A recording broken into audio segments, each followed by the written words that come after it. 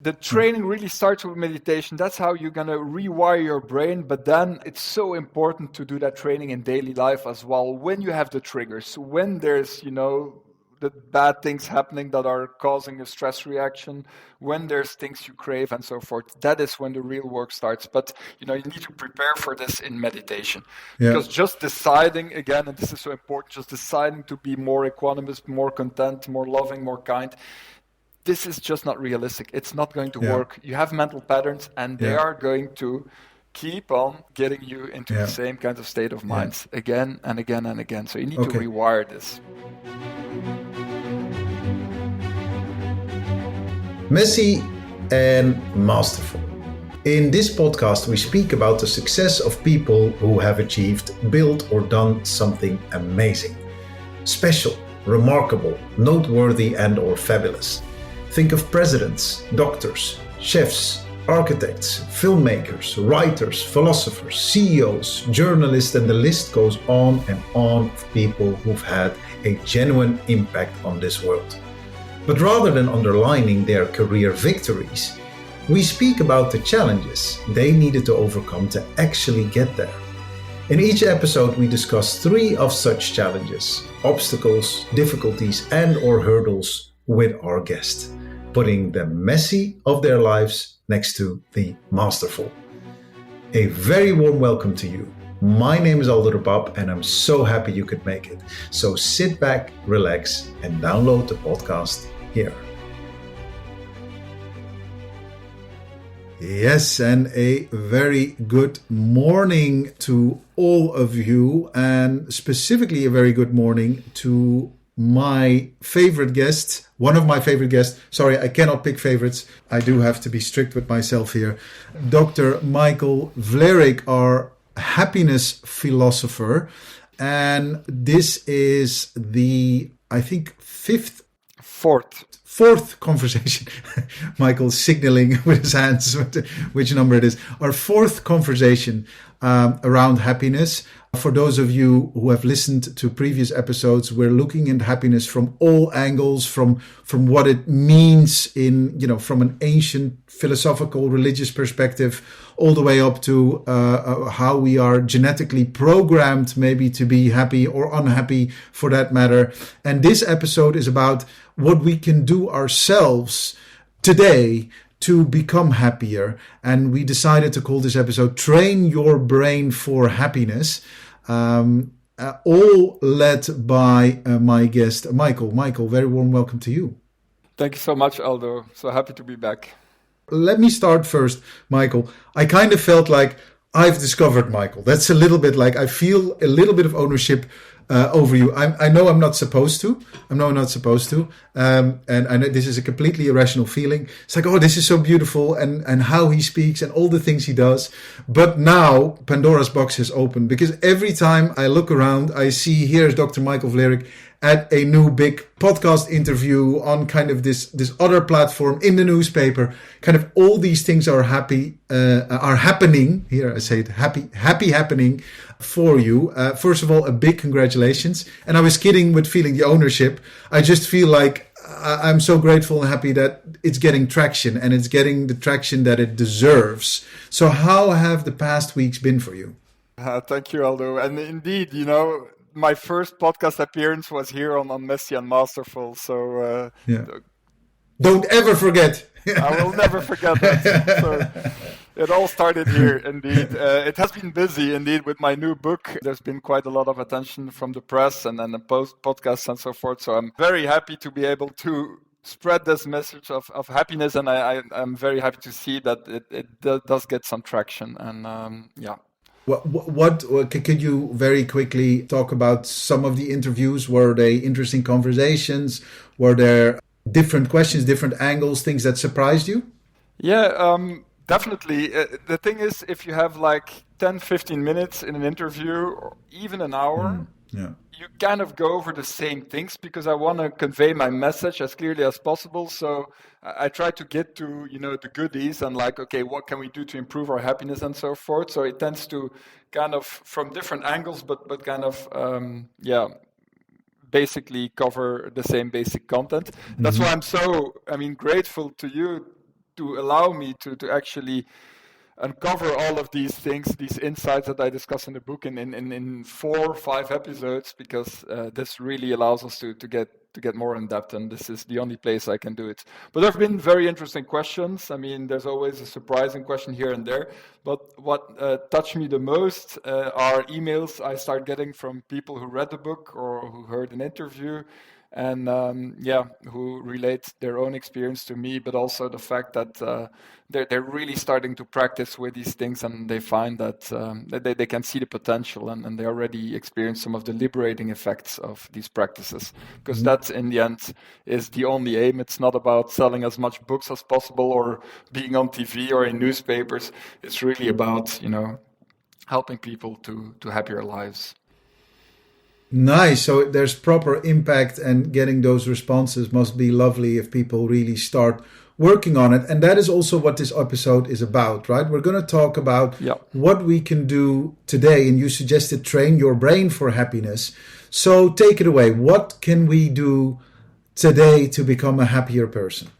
All right, so in our last episode, I think we've named it The Simple Recipe for Happiness. We saw that external circumstances have surprisingly small impact on our long-term happiness, right? We tend to revert back to a baseline of happiness. If things go well, we kind of float a little bit above that baseline. If they go badly, we dip under it, but we tend to revert back to that baseline. Now, we can, and this is the very important message I want to convey, we can raise that baseline of happiness. So you can become permanently, durably more happy. Now, the way to do that is to work on yourself and to work on 3 important pillars. And this is what we've covered in the last episode, so I'm going quickly here. First of all, we have to remain equanimous, right? Train equanimity. Right? What do I mean with that? Not feeding negative emotions, not feeding negative mental reactions, right? Because they make them more intense and longer, and before we know it, we're in the grip of negative emotions for hours, days, and so forth, right? So we can free ourselves of that. Second, we can develop contentment and not always be craving for more, that chronic dissatisfaction, which is kind of our evolutionary heritage. We've covered that in a previous episode as well, right? We can counteract that by, spontaneously having more attention to all of the good things in our lives, developing gratitude, and so forth. And then finally, research shows this really clearly. To live a happy and meaningful life, we need to connect with other people. We need to invest in our close relationships. And we can also try to live a life in service of others, right? Altruism has been shown to have a great impact on our personal happiness, and obviously also on the happiness of the people around it. So it's very much a win-win here. Right, so that we've covered, and this is very much what we need to work on. Mm-hmm. But the thing is, we cannot just decide to become more equanimous, content, loving, and kind, altruistic. Before we know it, against our better judgment, we're going to revert back to all of these mental automatisms, and we're going to react to these sticks. Remember the sticks and the carrots we talked about in the previous episode, the sticks meaning the negative emotions and the physical pain and so forth that actually evolved to make us deal with a threatening situation. And then again, we have these mental reactions that keep us in the grip of emotions like fear, stress, anxiety, anger, and so forth. Right, so that's the first one. The second one is these false carrots. I mean, we're constantly craving more and more and more. And I have to be aware of this myself with my book. Everything is going well, better than expected, perhaps even. But still, you're like, okay, this is great. Now I need something else. I need to push it. And this continues, right? So we're chronically dissatisfied. And however many good things happen to us, and that's a mental pattern that just keeps repeating ourselves. We have the tendency to just, adapt to it very quickly. We call it hedonic adaptation, remember?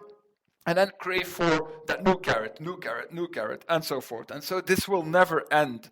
And we cannot just decide to be more content with what we have. Again, we're in the grips of mental patterns that, continue, repeat themselves. So what we need to do is to actually train our brain, reprogram our brain in a certain way. And the best way to do that, or the way to start doing that, is by developing a meditation habit. It's definitely not the only means. I will cover different means, but I'd like to start there with a meditation habit. And so That brings me to the important question that what is meditation? Everybody knows it a bit, right? So meditation, often we see the position, right? You're sitting there like cross-legged and so forth, closing your eyes perhaps. But what are you doing in your mind? That's obviously the only thing that matters. It doesn't matter how you sit and so forth. Well, there are three important kinds of meditation. Just a rough sketch, right? First of all, and these are the best known meditations, we have concentration meditations. So for instance, you concentrate on your breath or your body, so-called body scans, or even on sounds you hear, or perhaps a mantra you're repeating in your head, and so forth. And so whenever your attention will wander, you bring it back to that point, to the breath, for instance. That's the first one, and that is the basis. That is to develop, more concentration, more attention, because in essence, meditation is manipulating your attention in a certain way, right? So there you manipulate it by bringing the attention and bringing it back to a certain point. Then, and this is something you can start doing when you have developed some concentration through that first practice, there is open awareness meditation, in which you're not going to focus on a specific point. You're just going to notice everything that comes up in consciousness without creating all kinds of stories about that, without, following trains of thought, just observing thoughts, emotions, sensations, sounds, whatever, feelings, and just letting them go. And then a final kind of meditation are cultivation meditations, in which you're going to cultivate certain state of minds. For instance, equanimity, contentment, loving kindness. We can really cultivate these kind of, you would say, produce these emotions, and this can feel a bit fake in the beginning, but then it can have a very important impact. Produce these emotions and try to feel them as thoroughly as possible. And then, obviously, what will happen is that you train your brain to be in these positive states of mind for yourself and for others, and spontaneously, you're going to find yourself to be in that state of mind much more frequently and more intensely, and so forth. Okay, I have a list of questions. I decided to write it all down because you go at 100 miles an hour, which I think is beautiful, but there are loads of questions. Let me start with what you said about before you spoke about meditation, because that's where the majority of my questions are. But before you started talking about that, you said something around being chronically dissatisfied. And I thought you gave a beautiful example. You say, hey, I feel that there's an appetite for my book. People are calling in and whatever, and I want more of that. Personally, I wouldn't call that dissatisfaction. I would more say that that's seizing the opportunity. I agree that it creates a form of anxiety because you want to seize that opportunity. But I would counter saying, well, you're not chronically dissatisfied. You're just trying to get the most out of, a slot that is given to you now because people like the tone and the feel and the look of your book and of you. So I'm trying to step away from judgment here, for you judging yourself, or for someone else who is in a similar position saying, well, that would be wrong what you're doing here. So why would that be dissatisfaction and why would that be wrong? Could you? No, it's definitely not wrong to try to make the best of a situation, and especially if your motivation is to, get people to be more happy. So I'm definitely not judging myself here. Quite to the contrary, I'm just noticing that there is kind of this craving, and because of my meditation habit and all of the things we're going to describe here, I just notice it and can let it go almost instantaneously. But you still feel this pull of like, okay, this is good. I need, and now you get used to, this increased attention around your work, and then you're looking for the next big thing, the next gig on television, and so forth. And this will continue. But we've covered this at length in the previous episodes, right? Yeah. So this inherent dissatisfaction and that always craving for more, that's a mental pattern that will never end, right? If you're an actor, you're going to crave to be in a good movie, then you're going to crave an Oscar. I mean, this is already for very few lucky ones, but once you have that Oscar, you're going to look at that other actor who has 4 Oscars and maybe something else and a better criticism for his latest movie, and this will never end. So however successful you become, you will always be craving more, and you will never be quite content with the life as it is now. And this is a mental pattern. That's well said. The only thing that I would counter, and that's also why I bring it up, is that it doesn't necessarily have to be craving.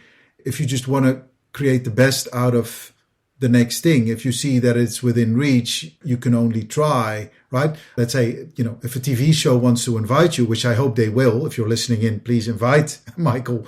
But it's a very binary thing. It's a yes or a no, right? If you trying, you might be disappointed shortly if it's a no, but on the other hand, it doesn't make you chronically dissatisfied. I think the word chronically might be a little bit what I'm falling over. But I get your point as well, right? And I'm sorry to pinpoint it back to you, but it's more something that I said, well, you're trying to get a wider audience. Yeah? The bigger the audience, the better.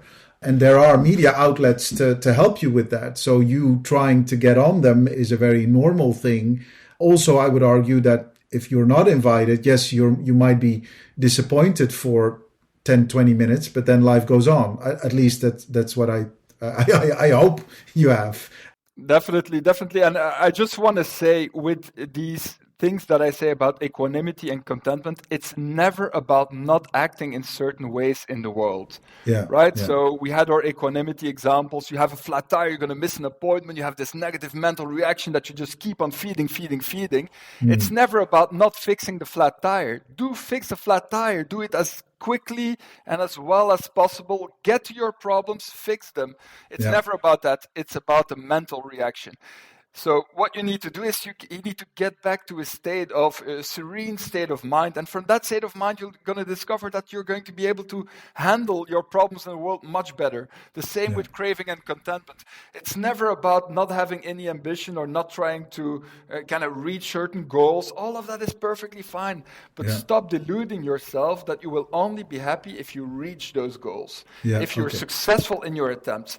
Because research shows very clearly that reaching these goals are not going to make you permanently happy. You think so, you often think so, but they're not. And thinking they will keeps you craving, and keeps you unhappy, keeps you dissatisfied. And whenever you're going to reach that new goal, you're just going to move the goalpost, and you're going to reach that goalpost. You're going to move it again, and move it again, and move it again. And it's fine to move these goalposts just to give some direction to your life. But what is so important is that you stop deluding yourself that you need this to reach this new goalpost in order to be happy. That keeps you going. I take your point. Thank you. That's very clear and beautifully put as well. Again, for the listeners, Michael he was jumping up and down, being very upset with me, like, no, not upset, but it was like, here's what I'm trying to say. It's lovely to see such passion in, the things you're trying to explain. And thank you for doing it so elaborately. Okay, we're going now to the meditation bit. My first question is, of course, what is meditation in that sense? Is it a kind of a uniform format that I think many people have of us, whereby I sit in lotus position in a dark room and just let my thoughts wander? Or is meditation also something of experiencing something very intensely, kind of, that allows you for your thoughts to be released? I've sometimes heard that people who are very good at sports, they find some meditative joy in doing the sport. And this is also for people who are not familiar with meditation at all. When you say meditation, in a practical sense, what is it exactly that you mean? Yeah, so important to clarify this a little bit, right? Meditation is not just relaxation. I mean, you can be very relaxed and happy, and even in the moment when you are working in your garden, you walk in nature, or you can be in the zone doing sport. These are all great experiences and they contribute to our happiness. But what we mean by meditation is that you manipulate your attention in a certain way, right? So we've covered 3 forms of meditation: the concentration meditation, the open awareness meditation, in which you're just going to notice whatever comes up, and then the cultivation meditations, right? So every single time you're doing something with your attention. So you may sit cross-legged or you may lie down. I mean, you can meditate however you want, but you need to do, and in order to meditate, you do something with your attention, right? And it's definitely not about producing a certain kind of feeling in most cases, perhaps only in the cultivation meditations, but quite often it's much more, noticing things, right? So you notice your breath and you just try to block out the rest, but it's not going to work. Thoughts are going to come back, and then you're going to revert back to your breath, back to your breath. I mean, this is the concentration meditation, the basis. In open awareness meditation, you notice whatever comes up in a very non-judgmental way. Everything is fine. You don't make a story about anything. Just notice it, let it go. Notice it, let it go. And so I think it's good to actually straight away go into why would you do such a thing, right? Why would you sit for 20 minutes, 30 minutes, an hour a day and just, observe things? Well, it does a few very important things for you. First of all, I mean, you train your attention. So you may find that you'll be better able to concentrate on your work and so forth. These are wonderful perks. But mostly what will happen is that you train your mind not to wander as much. Now, our minds, on average, they wander 47% of the time. So that means that 40% of the time that we're awake, almost half of the time that we're awake, we're not with our attention on what goes on in our immediate environment or on the task that we're performing, right? So we're lost in thoughts. Research also shows that when we're lost in thought, we consider this as being mostly an unpleasant experience. Actually, when people are lost in thought, they report lower levels of happiness than when they're performing even very boring, repetitive tasks, or when they're in an environment that isn't very conducive to well-being, like being in a traffic jam on the way to work. Still, if you're with your attention in your immediate environment, people tend to report higher levels of happiness. And the reason for that is that when we're lost in thought, when our minds start to wander, that it has actually pretty problematic tendency to kind of wander to everything that went bad in the past, all of the things that we kind of regret in the past. I should have done this, I forgot this, I should have said that at that moment, or, and even more so, about all the potential problems in the future. Right? So our mind is a big simulation machine. It evolved to kind of learn from mistakes in the past. That's why we rehash all of these, perceived failures from the past, and to protect us against problems in the future. And so that's why we keep on fantasizing about everything that might go wrong in the future. Remember our negativity bias? We've talked about it in a previous episode. Well, this negativity bias is very much present in mind wandering. There is no point in denying it. I am in love. And you might have already known it, that I was in love with podcasting and interviewing people all over the world. Well, I'm also in love now with a recording tool for our podcast episodes, which is called Riverside.fm. I've kissed many frogs when it came to recording episodes, but this one is really the one with the most amazing studio features. Riverside really offers you everything you need in creating the perfect episode, whether these are short or long, whether these are multiple people you're talking to or just you, or whether this is about your show notes or the video recording or even creating easy snippets that you can use on social media. Riverside truly has it all. If you go to our show notes, you will find a link to Riverside, and if you use that link, you'll even get a 20% discount. Yes, you heard that correctly, a 20% discount in getting started with this incredible podcast recording tool. Look no more, Riverside.fm is here. So by training our mind to be more present, well, we do a great thing for our happiness. We're out of the grips of these often negative mental experiences of mind wandering. And of course, mind wandering has its use, and don't worry about it. Even if you meditate a lot, your mind will still wander a lot, and you will still think enough about potential problems, but you'll be able to snap out of it more quickly and not to be in the grips of negative emotions for too long, right? So that's a very important first aspect. And then when our attention is in our immediate environment, we can train that attention to be attentive to all of the good things in our environment. So by starting to train your attention, you can really radically transform your lives. The quality of your life is much more determined by the attention you bring to whatever is there than to the external circumstances. Right, so that's a very important first element. So sorry, just to radically transform your life, because this is not targeted only to you, but I feel that's a little bit kind of like a gratuitous comment. Like for what's the radical transformation bit here? Yeah, first, I get when you say it's train your mind to be in the present. If that previously wasn't the case, okay. But how is it going to radically transform things? What are the direct features of transformation that you see if you were to do this? So it's radically transforming the experience of your life. Oh, the experience, sorry. People are perhaps not going to notice it. Compared to situations. I mean, you're on holiday on a beautiful tropical beach with a cocktail in your hand, looking at, the sunset over the sea. You would think objectively wonderful. Or the second one, you're washing the dishes at home after a days of work, right? Where would you rather be? Well, people would say the first one.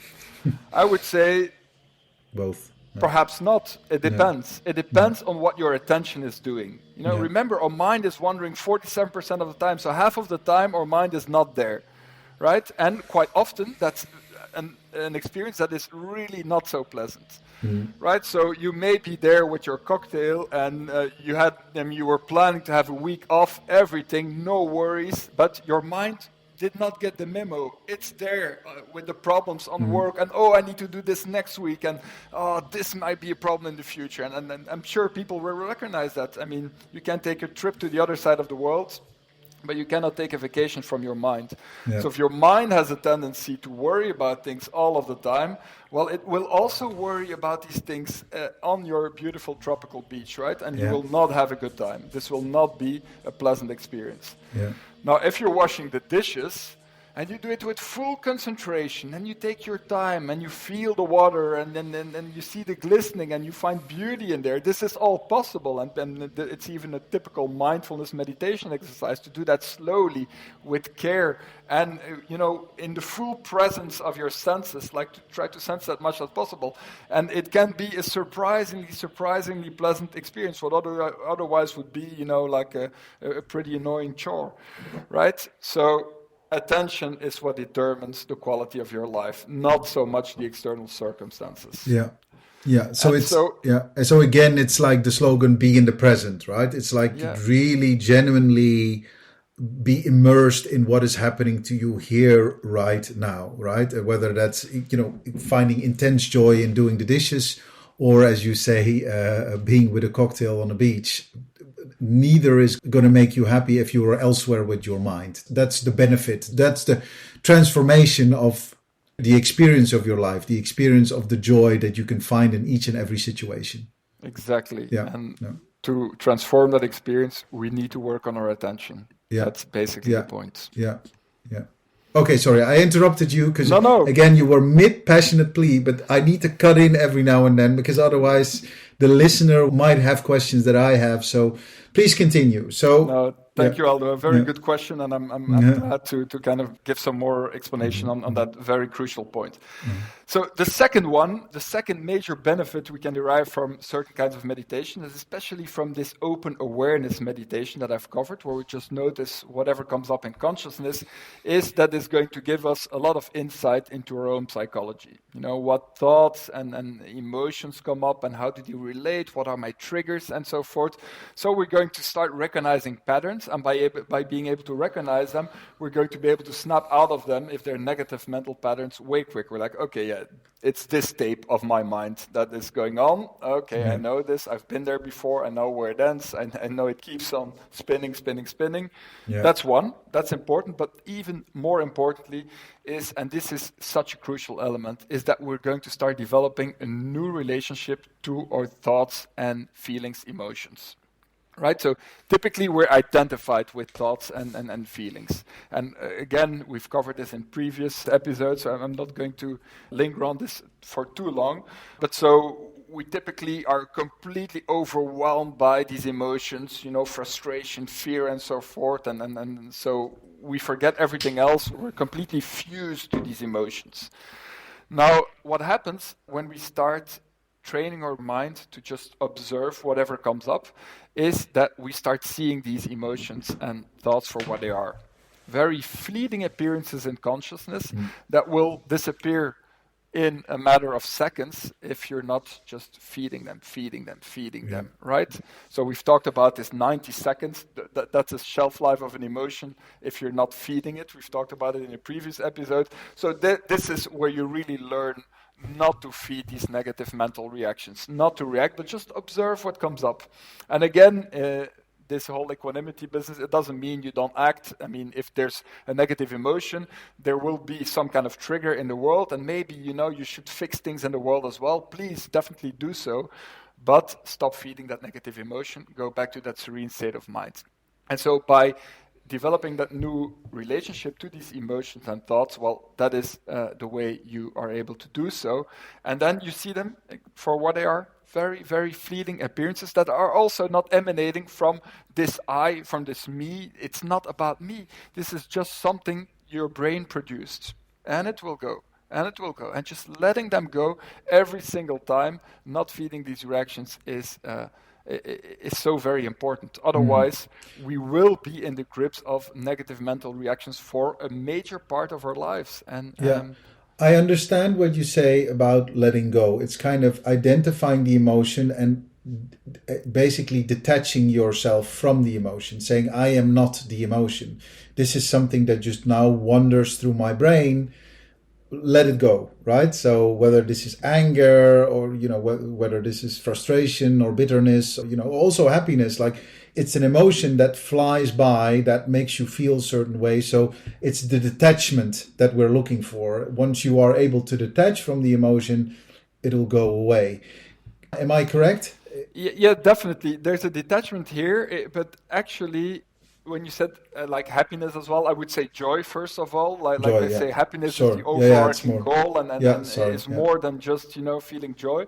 Yeah. But when we have this kind of relationship to these emotions, that means that we have the freedom to really appreciate the good feelings, I mean the joyful feelings and so forth, to appreciate them much more, and not in a craving way like, oh, I want this to last, because quite often without knowing it, that's what we do. We feel great, but we're like almost defensive, like I don't want this feeling to go, I want this to last, right? And so there's already unhappiness in our emotion, right? So we're already scared that it's going to disappear, and we're hanging on to that.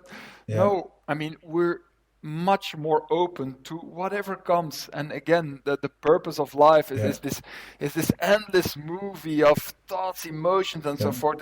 This mesmerizing film that is being played to us, and seeing it for what it is without trying to push things away constantly in our experience, and try to keep things to us and not have them dissipate, is what creates all of the mental suffering. Yeah, right? But this is why I use the word detachment. The problem is we think we are the emotion, right? This is Exactly. That's where the problem is, because when you say, okay, I am that bitterness, I am that frustration, you will harbor it. It'll linger on a lot longer than it needs to linger. The flat tire example that you always give. It's like, exactly. repair the flat tire and just, get rid of your frustration as soon as you can and move on, right? But for that, you need a presence of mind to be able to detach. And that can be given through meditation. Exactly. The training really starts with meditation. That's how you're going to rewire your brain. But then, and we're getting to that, it's so important to do that training in daily life as well. When you have the triggers, when there's, the bad things happening that are causing a stress reaction, when there's things you crave and so forth, that is when the real work starts. But you need to prepare for this in meditation, because just deciding, again, and this is so important, just deciding to be more equanimous, more content, more loving, more kind, this is just not realistic. It's not going to work. You have mental patterns, and they are going to keep on getting you into the same kind of state of mind again and again and again. So you need to rewire this. So I know you are very advanced in meditation. I know you are, you're practicing it a lot yourself. Good on you, but and I'd love to hear more about it. Sorry, I don't mean to be mean here at all. I'm just speaking on behalf of people who have never meditated in their lives. How can they get into this? Because I do loads of yoga, I'll be honest. There is a meditative element there, and that helps me. But it's a little bit of an acquired taste. So for some people who have never done this, how would you suggest that they start with doing this? Maybe there is some maybe you have some advice on where to look, what, a book to read or something to look at to get into this, what would you tell those people that have never meditated before and are now interested in doing this? Yeah, I think that's a very important one. So meditation is pretty simple, especially concentration meditation, but it is very good to get some guidance in the beginning. So you can either choose to do an actual meditation course, perhaps a mindfulness meditation course. They have these 8-week courses that are pretty well known, and I've done one myself quite some time ago, and it definitely helps. It definitely shows you how meditation works, at least some meditations.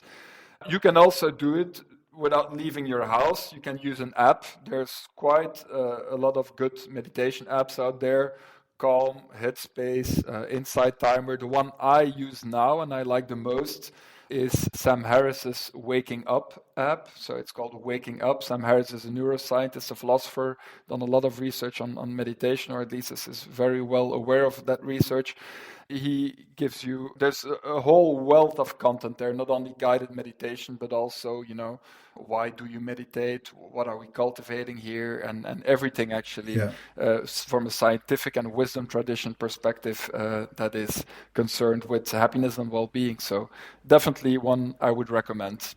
And in a more practical sense, so aside from the apps and the articles and whatever more, do people need a secluded space in their house? Does that need to be dark? What would you kind of, if people are so inspired and they've listened to this episode, they've never meditated in their life, and they say, you know what, I'm now kind of into this. So they want, the first thing they're going to do after they stop listening to this episode is meditate. Where should they go? What would you tell them?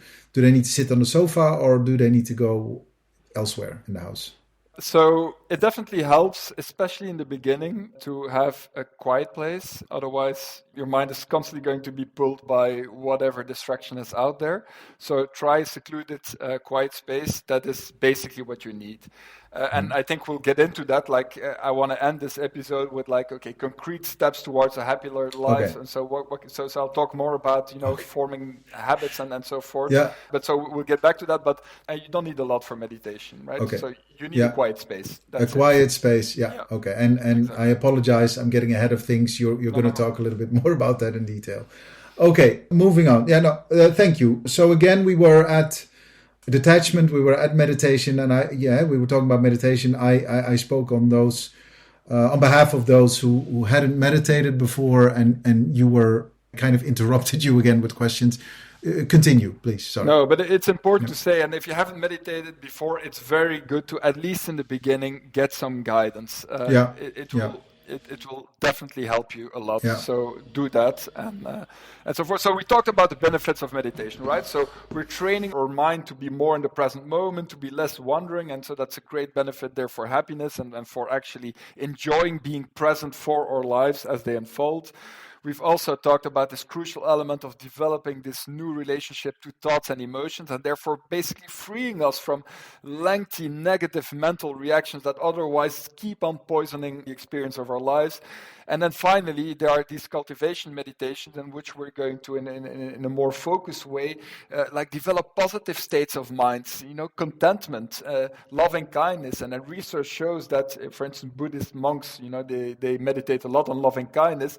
And researchers have done brain scans of monks meditating on loving kindness, and they found that it's amazing how different these brains work than your usual brain. And so the areas responsible for empathy and so forth are much more developed, and so you find that you can really train these states of minds. And again, this will benefit yourself. You will be in the positive warm grips of loving emotions, but will massively benefit the people around you because it will really change the way you interact with people and so forth. So again, do not underestimate the power of meditation and of these practices. They can really radically transform the experience of your lives. But it takes obviously a commitment and time and energy, but they can transform your lives.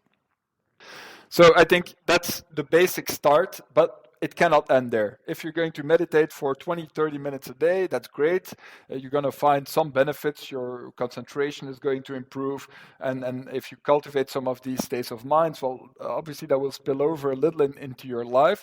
But if you kind of restrict your happiness training to, that half an hour on the meditation cushion, it won't do that much for you, right? So it's where it starts. It's how you kind of rewire your brain. But then, and this is so crucial, you need to develop equanimity, contentment, and this loving kindness in, the hustle and bustle of daily life. Your whole life should become your practice. This is going to make your day-to-day life much more enjoyable, and it's going to train your brain for much more happiness in the future, right? So perhaps a good way of seeing that is that the way our mind works and our brain works is that in a way we're always training something, right? And in neuroscience they say what fires together, or neurons that fire together, wire together. So that means if there's a certain trigger, for instance, something goes wrong. I mean, you've got this comment of a colleague that's pretty critical. You're not enjoying that. So first of all, you've got the comment. That's a trigger. Certain neurons will light up. And obviously, this is a gross oversimplification of how the brain works, but it works, right? So certain neurons are going to light up, the criticism of the colleagues. And then there's going to be a reaction. A different bunch of neurons are going to create that reaction, right? Maybe, you lash out in frustration. Now, note that the more you respond to a similar kind of trigger with a certain kind of response, the more connected these two families of neurons are going to become. So what fires together, these two families of neurons fire together, will wire together. So it will become more and more automatic. So people with a short fuse that, have angry outbursts quite often, well, the more they burst out in anger, the more they're going to burst out in anger in the future. The harder it's going to be for them not to burst out in anger, right? So they're training anger. You always train the emotions you're expressing. Right? And so where the radical transformation starts is when you start understanding this, and when you have a trigger, instead of venting, that emotion, expressing that emotion, the anger, you will actually observe what happens on an emotional level. You observe the thoughts that arise, the emotions that arise, and so forth, without expressing that emotion. I don't know about you, but I am someone who really loves a true crime series. I just can't get enough of them. If I watch them on the streaming platforms, I really cannot stop binging on them. It really is a guilty pleasure. So if you're like me, then you are going to love coldcaseinc.com, which is a platform that offers you unsolved cases of fictional murder mysteries that you can solve. It's a great community of detectives that come together, offering you video and audio evidence, and step by step you can play the game of solving this murder mystery by yourself. We've paired up with the team at coldcaseinc.com, and if you use our code, which is the word MESSY in capital letters, MESSY, then you even get a 15% off your first online membership. So do check out coldcaseinc.com and get crime solving today. We are very happy to be partnering with the Code Zone, which is this amazing platform where people can come together to learn how to code. Creators and future makers, they all come together here, both children as well as adults, to learn how to code and develop things, like for instance their own videos or Minecraft mods. The team at CodeZone believes everyone should be able to learn how to code, young or old, and they've got these amazing subscriptions, very easy and very cheap. You'll learn a lot from them. You could do it live, or you could do it in your own time at your own leisure. We highly recommend it. They are tailored to support individual interests and capabilities, and I'm sure that once you get hooked on the Code Zone, you never want anything more. Check it out, thecodezone.co.uk, or the URL in our show notes. And this can go quite quickly. It's amazingly how quickly you can kind of transform your reactions in that way, and therefore also the experience of your lives and the people around you, who otherwise need to suffer your emotional outbursts, right? So you start to rewire your brain in that way. And that is such a key element, right? So whenever there's negative mental reactions, you need to train your brain to observe these reactions and not, put fuel on the fire by expressing these emotions. Yeah, this is for me a big eye opener. I really love what you're saying here because I had no idea that with the expression of an emotion, but also with not detaching from that emotion, you're actually training your brain in the wrong way. So you're basically, if you have an adult tantrum, so to say, then actually by expressing it, your brain thinks, hey, we can do this. And so you're kind of storing it on your hard drive, and it can then be reused for whenever you have that emotion again. Somehow you found a physical manifestation of such frustration, and therefore it'll come up again. That's what you're saying, right? You're kind Exactly. of training Yeah. yourself, which is You're training certain reactions. Yeah. you're training certain reactions, which is a dangerous thing if specifically if you don't want it to happen. I think for people who have these outbursts, I know many people that they do not choose to have it. It just happens, and they can't help themselves. Like a toddler Exactly. cannot help having a tantrum. Exactly, and they cannot help themselves, and they regret it afterwards. So Yeah. often we Yeah. regret our reactions, and Yeah. and it's not only our outward reactions, to others, the anger, the frustration, or even the fear, or the fact that we're just displeased, and so forth, and then we Yeah. weigh on the mood of others with our reactions, and then to the mental well-being of others, but Yeah. also our inward reactions, right? These fear reactions. There's something that scares us, and we tense up, and we're afraid, and we just let our mind run wild with fearful thoughts. We're maybe not annoying anybody in our environments. We may be completely alone, but we're training that mental reaction that leads to a lot of suffering and stress for ourselves, right? So whatever reactions, your constant emotional reactions you often have are the emotions you're practicing. And we can really, really change that. And I think this might be a good time to talk about, and in a very concrete way, I've developed this kind of protocol, what to do when you're in the grips of a negative mental reaction, be it fear, anger, whatever. So you're in the grip of a negative mental reaction, something triggered you in the world, and so what do? Well, I've got this protocol, I call it Saber. So we can kind of Saber, that's a way we kind of cut through that vicious circle of feeding negative emotions. So every letter stands for something, right? The S stands for stop the mental reaction. And how do you do that? By taking a few deep breaths in and out, and especially a slow out breath. This is going to stimulate the vagus nerve and so forth. And then this is going to have a calming effect, going to dissipate, the adrenaline, the cortisol, and so forth. So this kind of will get you to a more peaceful state of mind. But that's just the beginning, right? So you stop the mental reaction. The A is such an important one as well. It's accept whatever comes up, accept the emotion. And I think that's an important one because this may not have been clear from what we said earlier. It's never the purpose to suppress certain emotions, to not express them outwardly, just keeping it all in. This is awful. This is creating a huge negative mental reaction, perhaps without having the outward reaction. And it's going to be unsuccessful in the end because at some point this is going to boil over. You're no longer going to be able to contain it. And then you're going to lash out, tenfold. Right? So it's not about suppressing. It's not about venting and expressing either. It's about accepting it. And then the way you can do that is by, and this is B, you have to bring your attention out of the stream of thoughts. Now, typically what will happen is, and we've covered that, you have a negative mental stress reaction and emotion. This is going to lead to all kinds of alarming thoughts, which then again are going to feed the reaction and so forth. And this is that vicious circle. To cut through, we need to actually go out of the thoughts, and this is the E. What we do then is we examine the physical sensations of the emotion. What are you feeling? Tension in the jaws, maybe a sinking feeling in the stomach, like some heat in the chest area. Many things. And just be with the physical sensation.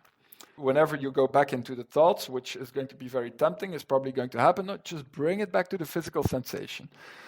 And by doing so and just observing that physical sensation in a completely open, accepting, non-judgmental way, you may even come to the realization that there's nothing intrinsically punishing to that physical sensation, even of negative emotions.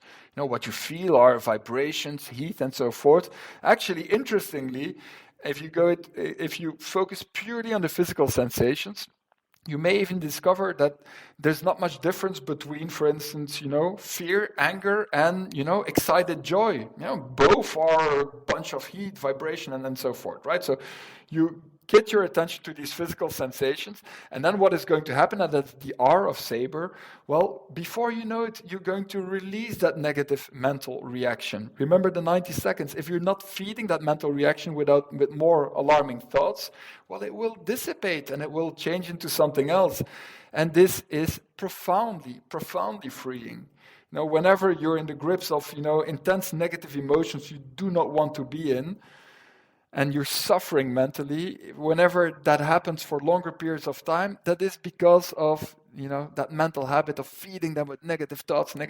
So if we learn to do so, this can, profoundly, again, change the quality of our lives. And you can free yourself from these endless negative mental reactions. This is wonderful. And I'm just going to repeat what you just said, like in the Saber acronym. So stop the mental reaction, accept the emotion, bring your attention out of the stream of thoughts, examine the physical sensations, and release the emotion, right? Yeah, the negative mental reaction. Release a negative mental reaction. So that brings it to Saber, and the Saber is to cut. So if people want to through that if you want to cut through that vicious word, then you use a Saber. That's a beautiful way of bringing it together.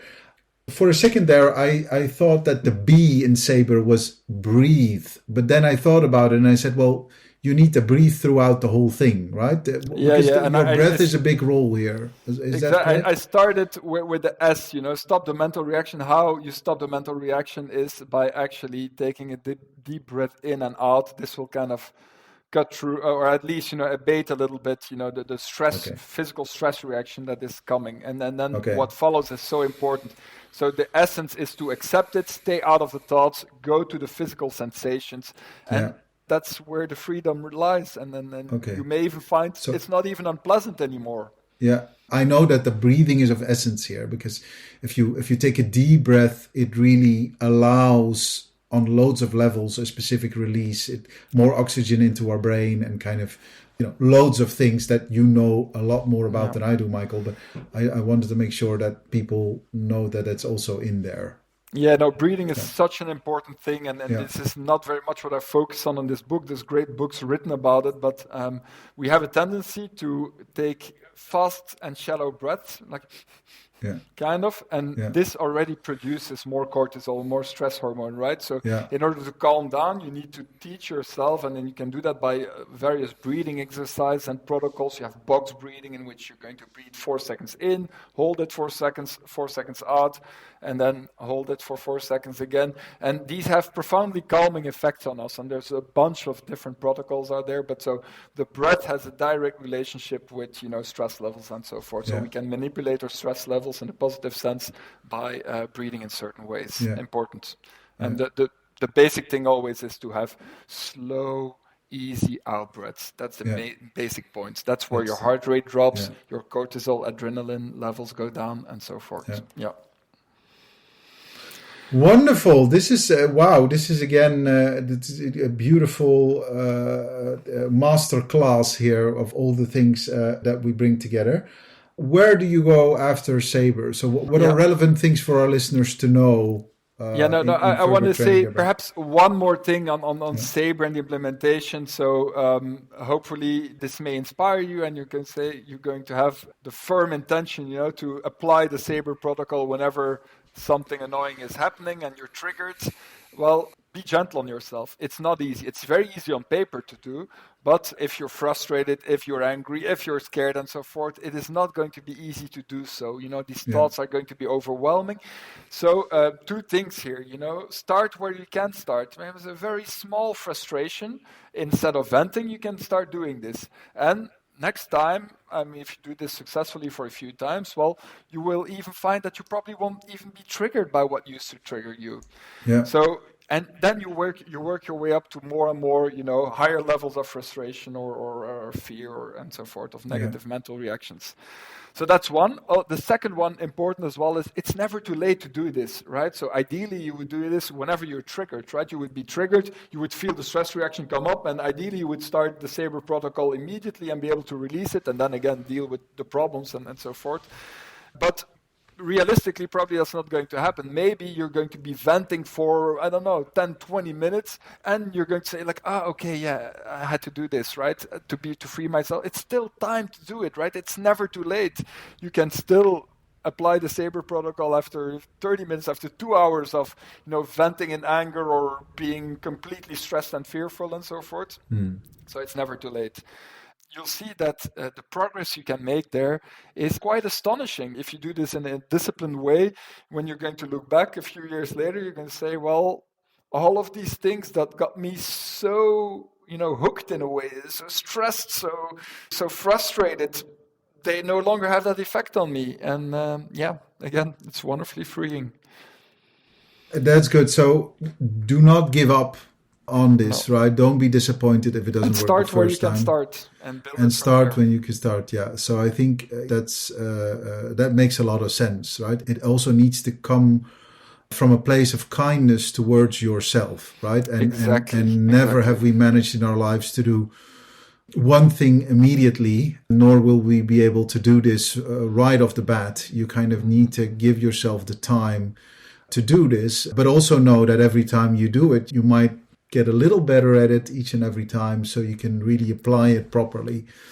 It is important to do it recurringly, right? So when you say recurringly, is every single day, or what would you recommend? As many times as possible. So whenever you are triggered and you remember to do it, and to the best of your ability, and that's where you're going to get the most bang of your buck. Again, just meditating 20, 30 minutes a day, it's a great start, but it's not going to cut it, because then if you're reactive into your days and all of your usual triggers get your usual responses, that half an hour of meditation is not going to change that much, right? So this is the real training. But in order to be able to do that real training in daily life, it's important to have that basic training, that preparatory training in a certain way on the meditation cushion, because that's where you're really going to learn to observe without judgment whatever comes up emotionally, thoughts, and so forth. And this is so key. This is the key element of what today is also called mindfulness. And then mindfulness training, it's always being present with what is without any judgment, without saying, I don't want this, I need more of this is bad, and so forth. Just observe it. And so that's key. You need to train your brain to observe and not react. And again, this doesn't mean not do anything, not fix your problems. It's just about the mental reaction. Go to a place of serenity, and then act in the best possible, the most loving possible way in the world. And that is our ticket to happiness. I love that, our ticket to happiness. Michael, thank you so much. This has been again an amazing journey, like every conversation is with you. I believe we have one more conversation to go.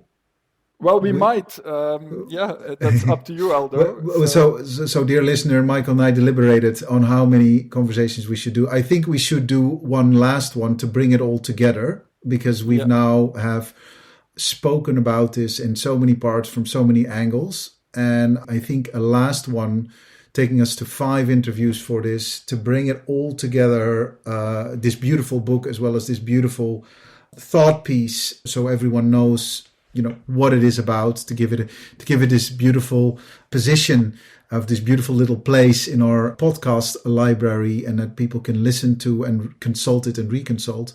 So there will be a last conversation. And Michael, I think you already had some clear ideas on what we should be talking about. Is that correct? Exactly. In the last episode, I'd like to give concrete steps that you can implement in your life to enhance your happiness. And so Yeah. 10 concrete steps. Okay, where do you go from here? Where do I start? What do I do? We'll talk about how to form the proper habits and so forth. And we'll reflect a bit back on what is being covered, but in more practical way of how can you implement all of this into your lives. Because that's where the difference is going to be. It's about, practice, right? So it's all going to be about how can you practice these insights and these things that we've discussed. Wonderful. Well, I look forward to that conversation. I think we have a lot to digest on for now. How you can train your brain for happiness. We spoke about meditation, concentration, different types of meditation, from open awareness meditation to cultivation meditation. What is meditation? How can you get into meditation if you have never been into this before? And then the beautiful acronym Saber that we spoke about. Stop the mental reaction, accept the emotion, bring your attention out of the stream of thoughts, examine the physical sensations, and release the negative mental effects. So you can so you can move on from that. Dr. Michael Vlerick, it has been an honor again. I look forward to speaking to you in the very last of our master classes. Any final thoughts you want to share with our listeners for this episode? Yeah, just one final thought. So we've really covered the equanimity part here, right? So how to get out of the grips of negative mental emotions and reactions. There's also the positive part, right? So equally important, and this I can cover very quickly, but equally important to really enhance the quality of our lives is by actually training our brain to have more attention for all of the good things in our life. And we've kind of mentioned this already, but so there's gratitude practices that are so crucial to our happiness. And this is going to deliver us from this chronic dissatisfaction. So train your brain to be wonderfully content with your life exactly as it is. Again, this doesn't mean that you cannot strive to improve your circumstance and so forth. Yes, you definitely can. But however those attempts turn out, cultivate contentment with your life. And I want to end perhaps with one particularly powerful practice that the ancient Stoics in the Greek and Roman Empire used to do. Now, they had a practice called negative visualization. And what they did is they visualized all very bad, scenarios that didn't happen to them, right? So hopefully your kids are not going to bed hungry. Hopefully you're not at the end of your life. And if you're still a very young person and you still have a lot of things to do and you're not about to lose a very dear loved one, maybe one of your kids. Now imagine that if one of those scenarios were true, that you would give almost anything to be in exactly your situation as it is now. How incredibly grateful are you not for your life exactly as it is now? How incredibly content are you not? We need to train our brain to actually see that the lives we are living are incredibly, incredibly rewarding and that we have so much to be grateful for. And this is so important. Otherwise, our chronically dissatisfied brain will just keep on putting the focus on everything we have not and we would want. And this stands in the way of a happy life. So very important. Very important. Be grateful, and I think that's something beautiful to end this conversation on. I am very grateful, and I am very grateful to you for taking the time to guide us through this wonderful journey. Thank you so much, Dr. Michael Vlerick. Thank you, Aldo. If you liked this episode, then it would mean the absolute world if you could share it with your friends and or give it a short review on your preferred podcast platform. The more you share your ideas about these interviews, the more people will find out about them. So do let us know what you think. We'd be very, very grateful. Special thanks to Philip Anderson for our beautiful theme music. This episode was edited by Natalie Piles with production assistance from Genta Metalia.